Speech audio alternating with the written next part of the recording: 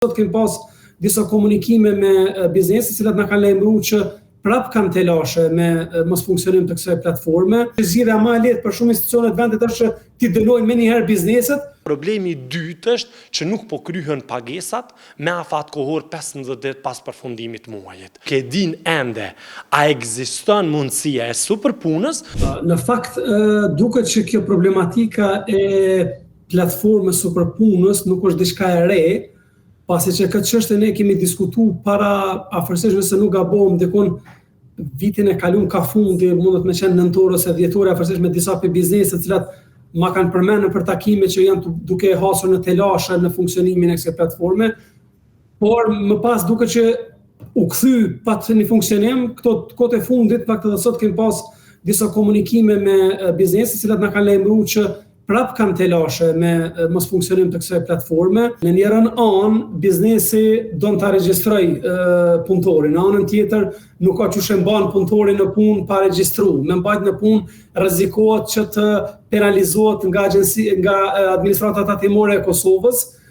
Pse? Sepse nuk e ka bën regjistrimin e punëtorit. Në fakt këtë rast nuk është faji i biznesit, por faji i sistemit prap shtetëror në këtë rast, i cili nuk është duke funksionuar, dhe shpeshherë po ndodhin këto telashe. Unë edhe në takime të ndryshme që kam pas edhe me zyrtarët e administratës tatimore, po edhe me zyrtarët e tjerë shtetëror, kam kërkuar që mos ndërmarrin veprimet menjëhershme, sepse duket që zgjidhja më e lehtë për shumë institucione të vendit është që ti dënojnë menjëherë bizneset, pa e vërtetuar saktë se problemi nuk është te biznesi, por problemi tek një shërbim ose një sistem që e ka në mbikëqyrje qeveria e Kosovës, shteti i Kosovës në këtë rast, që për një arsye ose tjetër i njëjti nuk funksionon. Realisht sistemi i platformës ka pas probleme edhe të mëhershme dhe kemi ankesa edhe të tashme.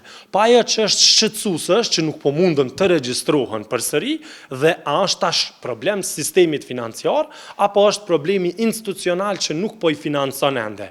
Dhe problemi i dytë është që nuk po kryhen pagesat me afat kohor 15 ditë pas përfundimit të muajit. Domethënë kemi ankesa që i marrin mas 2 muajve, 3 apo ende nuk i kanë marrë të ardhurat e tyre, siç janë premtuar nga pako fiskale e Ministrisë Financave, pako buxhetore e Ministrisë Financave, gjithsesi për sektorin privat, gjithsesi për bizneset. Dhe ajo që është shqetësim i madh është që nuk e din ende a ekziston mundësia e superpunës, dhe informatori kryesor institucional nuk po jep dritën e gjelbër që a ekziston edhe në vitin 2026 ky sektor, a ekziston edhe financimi, a është vetëm për sektorin privat, apo vlen edhe për institucione tjera, apo financohet ende.